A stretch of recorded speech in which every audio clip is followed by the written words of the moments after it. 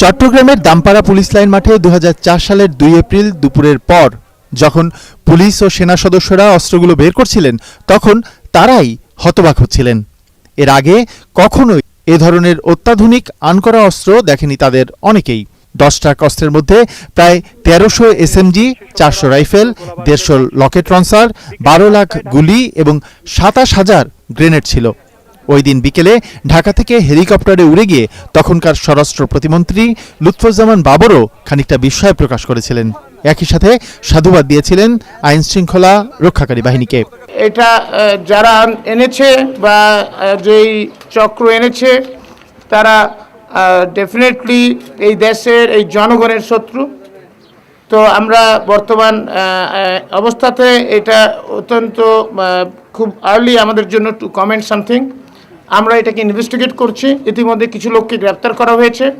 আমরা দেখছি 5 জনকে গ্রেপ্তার করা হয়েছে এবং আরও গ্রেপ্তারের জন্য ইতিমধ্যে বেশ কয়েকটা টিম আমাদের কাজে নেমে গেছে। তারা খুঁজছে আরও কিছু লোককে যাতে তাদেরকে ধরা যায়।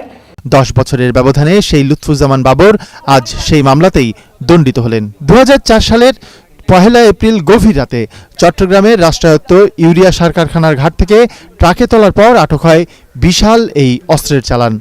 মামলার বিবরণে উল্লেখ করা হয়েছে, ভারতের বিচ্ছিন্নতাবাদী উলফার জন্য এই অস্ত্র পাঠানো হচ্ছিল বাংলাদেশকে ব্যবহার করে। চট্টগ্রাম বন্দরের বহির্নোঙরে জাহাজ থেকে নামিয়ে সিইউএফএল এর জেটি ঘাট ব্যবহার করে অস্ত্র ট্রাকে তোলা হয়। এরই এক পর্যায়ে উদ্ধার করা হয় অস্ত্রের চালান। ওই ঘটনায় অস্ত্র ও চোরাচালান আইনে 2টি মামলা হয় ঘটনার পরদিনই। একই বছর জুন মাসে মামলা দুটির চার্জশিট দেওয়া হলেও 2007 সালে অধিকতর তদন্তের আদেশ হয়।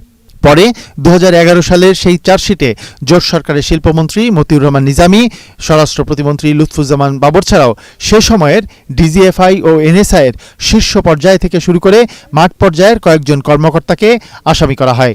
এর আগে ওই মামলায় আসামি ছিলেন মূলত অস্ত্র লোড আনলোডের সাথে জড়িত শ্রমিকরা। ওই ঘটনার সময় ছদ্মনামে সেখানে উপস্থিত থাকা উলফা নেতা পরেশ বড়ুয়াকে গ্রেফতার করা যায়নি। এস এম বাবু, এটিএন বাংলা, ঢাকা।